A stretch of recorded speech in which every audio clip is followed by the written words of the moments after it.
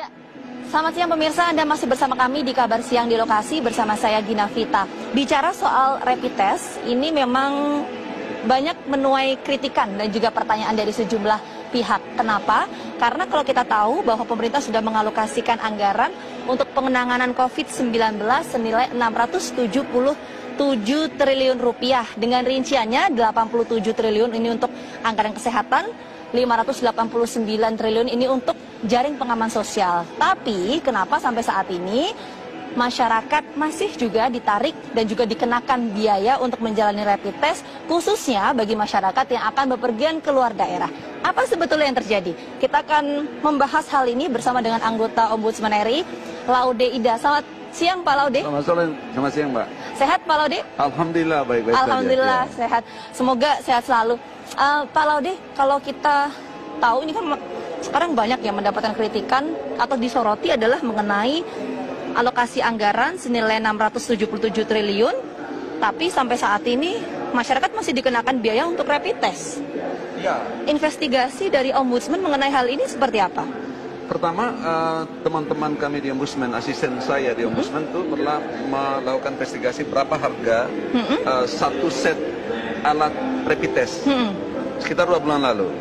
Itu harganya sekitar 70-an ribu. Kemudian mengagetkan kami karena kewajiban untuk mengikuti rapid test bagi mereka yang bepergian atau untuk keperluan tertentu itu ternyata dikenai biaya antara 300.000 sampai 1 jutaan. Itu rapid? Untuk rapid test sampai ya, 1 juta? 1 jutaan ya. Okay. Dan itu memaksa. Sementara pada saat yang sama pemerintah sudah menganggarkan pada waktu itu 400-an triliun ya. 400-an triliun. Sekarang menjadi 670-an triliun. Cukup banyak. Ombudsman belum melakukan investigasi, dikemanakan saja uang ini. Bagaimana penggunanya? Siapa yang menggunakan? Apakah juga tidak termasuk biaya-biaya yang harus dikeluarkan pada melakukan rapid test? Itu belum ada investigasi bagi Ombudsman. Tetapi yang mengagetkan justru tadi, dan bahkan asisten kami yang berpindah dari Jogja saja ke Jakarta itu bayar rapid test sekitar 350.000 dan hanya memperoleh surat keterangan. Di beberapa tempat di Indonesia ini, di pelabuhan-pelabuhan, di mana-mana, di bandara, saya kira seharusnya menyiapkan rapid test secara gratis. Karena sudah dianggarkan oleh pemerintah. Dan yang individu yang punya kepentingan untuk bepergian tidak boleh ada biaya ekstra untuk itu, karena ini satu bisnis yang tidak berperi kemanusiaan, memanfaatkan kesempatan ketakutan orang, kecemasan orang untuk memperoleh keuntungan pribadi dan kelompok. Dari mana ada indikasi keuntungan itu, bagaimana Pak? Tidak, ini harganya 70.000 bisa di-charge menjadi 1 jutaan. Oh, artinya awalnya itu 75.000 atau 70.000, terus kemudian naik jadi 300.000 begitu? Iya, bisa menjadi 1.500% keuntungannya. Kalau 100% berarti 150.000. Kalau sudah 1 juta berapa itu? Kan 1.500%. Harusnya yang mewajibkan rapid test itu menyiapkan alat rapid test dan tidak boleh berbayar, gratis gitu. Pak, tapi jadi intinya kesimpulannya adalah kecurigaan dari Ombudsman RI adanya ladang bisnis ini karena ada kenaikan harga dari 75.000 menjadi 300.000 atau 400.000 begitu. Itu kenaikan harga itu yang utama. Kemudian kedua, kenapa ini semua ada fenomena kan menjadi kesana kemari, bahkan surat keterangan itu menjadi bisnis tersendiri. Surat keterangan kan hasilnya produknya surat keterangan, oh negatif, tidak reaktif gitu kan. Itu bisnis tersendiri kan sebetulnya. Jadi ini menjadi sesuatu yang sangat ironis. Bisnis tersendiri untuk siapa, Pak? Ya, pebisnis medis tertentu. Pebisnis medis khususnya alat-alat kesehatan COVID itu. Sudah meminta keterangan dari pemerintah belum mengenai hal ini? Minta konfirmasi begitu, kenapa sih kok harganya naik gitu? Belum, karena ini kan sebetulnya semula kami tidak kehendaki seperti itu, tidak menduga seperti itu. Dan ini baru terjadi, marak akhir-akhir ini.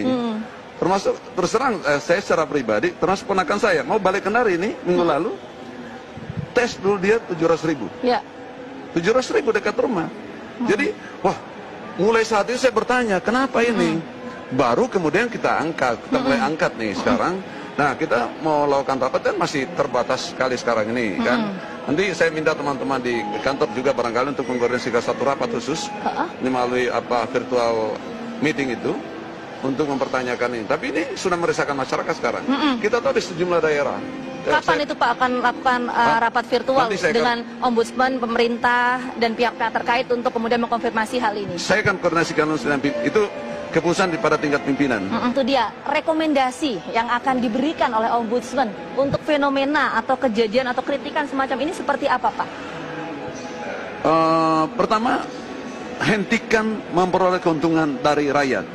Itu kan sekarang ini menyedot uang rakyat melalui pemaksaan kewajiban itu dalam situasi yang sangat menakutkan di wabah corona itu. Itu yang pertama.